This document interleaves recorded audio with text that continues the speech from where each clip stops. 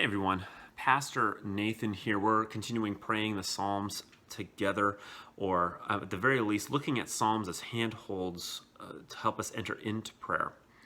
And Psalm 72 is another one of these Psalms that I think is appropriate for our time.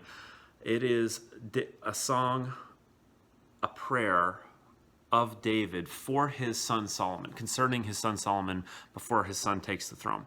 And it's a prayer, I mean, if you read this, you go, wow, what a prayer that David would pray over his son, that his son would have prosperity and deal justly and rightly with the nation, that he would judge with equity and fairness, that he would rule by crushing those who oppress the needy and the poor and the fatherless.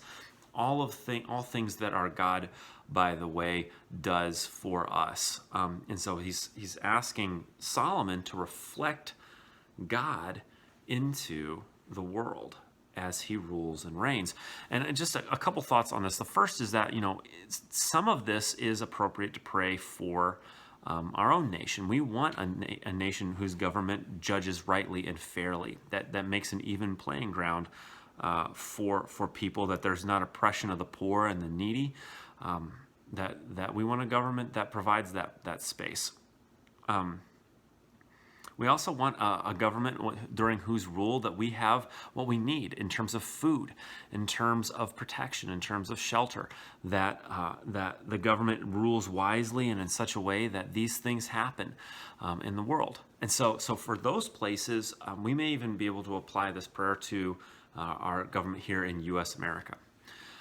But the place where this really applies is the rule and reign of Jesus Christ, that we want Jesus's enemies to lick the dust, to be bowed down before him, that we want him to rule us with mercy and grace, and to take up the cause of the poor and the needy and the afflicted. We want our Lord Jesus Christ to provide us and satisfy our souls with good things via his word and promise. And that ultimately, as David prays for Solomon, that he redeems us from the enemy by his own blood, that we can fill that in the New Testament, that he redeems us from the power of our enemy Satan. So this psalm is in some ways, not in every way, but in some ways appropriate for us to enter into prayer over our own government. But it is more importantly a reminder of how Jesus rules over us, and it is a prayer for him to work in our lives in a specific way as he is our just and righteous King. I hope that's helpful for you as you're following Jesus today, and we'll talk again soon. Take care.